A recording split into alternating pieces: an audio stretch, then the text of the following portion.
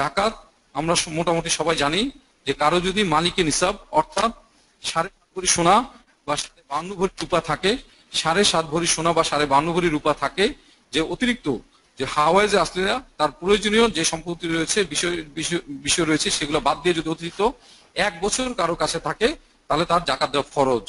কতখানি জাকাত দিতে হবে? সাধারণত যে বলা হয় যে 40 ভাগের 1 ভাগ, যে পার্সেন্টেজে 2.5%, যে 40 ভাগের 1 ভাগ তার জাকাত দিতে হবে 2.5%। সুবহানাল্লাহ। এখন এখানে সোনা এবং রূপা দুইটা বিষয় আছে। 7.5 ভরি সোনা এবং 52.5 ভরি রূপা, যেহেতু এটা গরিবের হক সেজন্য যে কম যেটা 52.5 ভরি রূপা দেখা যাচ্ছে প্রায় 50,000-এর কাছাকাছি, এই জন্য 52.5 ভরি রূপারটাই হিসাব করতে হবে।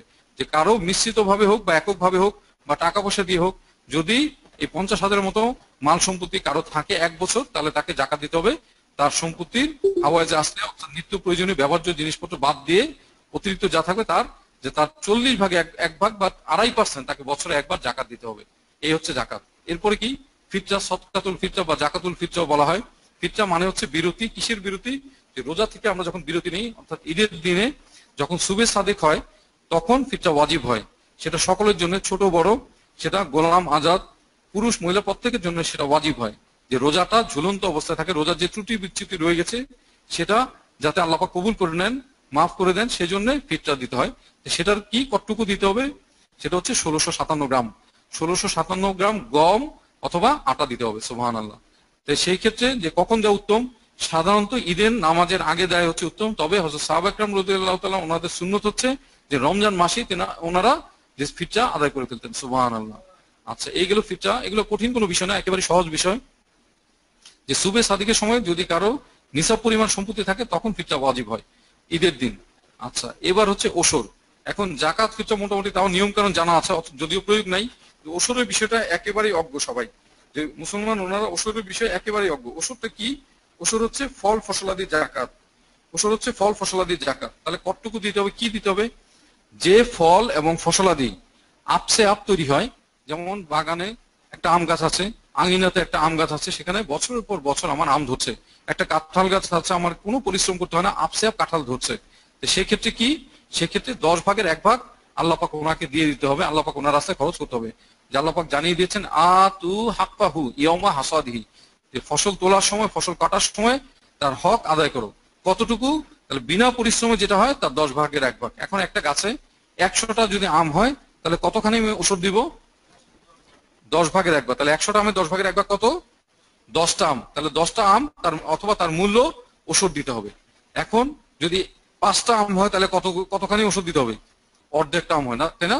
5টা আম হলে তাহলে কতখানি দিতে হবে? 10 ভাগের 1 ভাগ কি হয়? অর্ধেকটা হয়ে যায় না? অর্ধেকটা আম। তাহলে অর্ধেকটা আম আমি কিভাবে দিব? তাহলে অর্ধেকটা আমের মূল্যটা সেটা দিতে হবে। সুবহানাল্লাহ। এখন যদি বিনা পরিশ্রমে হচ্ছে 10 ভাগের 1 ভাগ, কিন্তু যেই ফল ফসলাদি পরিশ্রম করে ফলাতে হয়, যেমন ধান গম, সেটা কিন্তু বিনা পরিশ্রমে হয় না।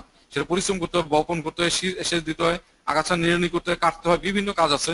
কাজে পরিশ্রমের মাধ্যমে যেটা করতে হয় সেক্ষেত্রে আল্লাহ পাক অর্ধেক করে দিয়েছেন, অর্ধেক করে দিয়েছেন। তাহলে কি হবে? অর্ধেক 20 ভাগের 1 ভাগ হবে। সুবহানাল্লাহ।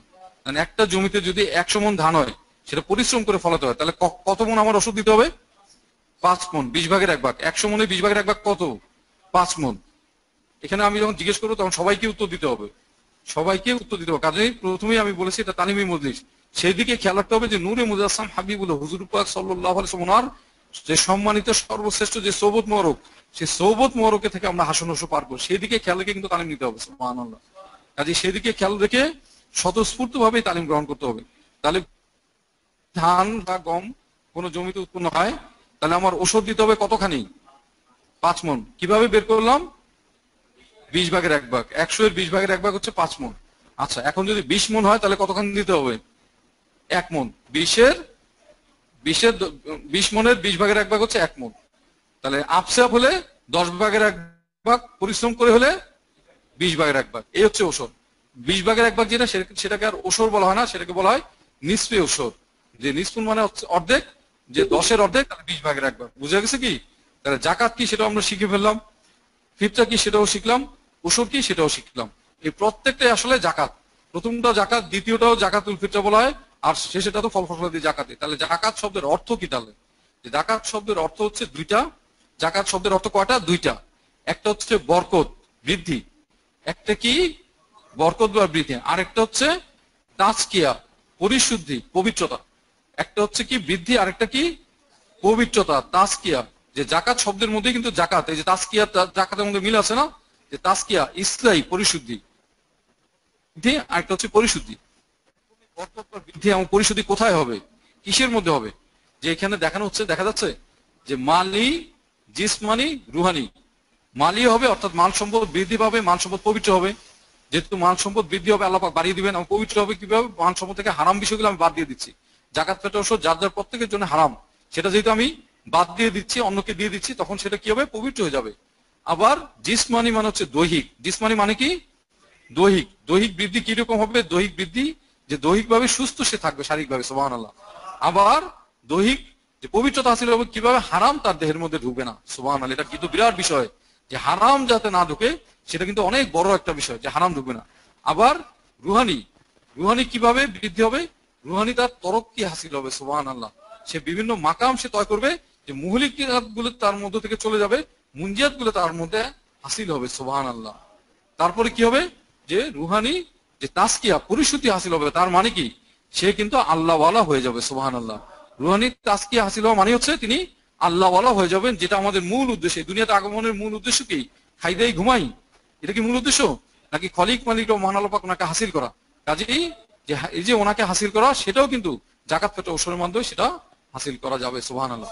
কাজে আমাদের মালি বৃদ্ধি হবে, পবিত্রতা হবে, জিসমানি বৃদ্ধি হবে, পবিত্রতা হবে, এবং রুহানি বৃদ্ধি হবে, পবিত্রতা হাসিল করে তিনি কি হবেন? আল্লাহওয়ালা হয়ে যাবেন, সুবহানাল্লাহ। আচ্ছা, তাহলে মোটামুটি আমরা জেনে গেলাম জাকাত ফেতর ওসর কি,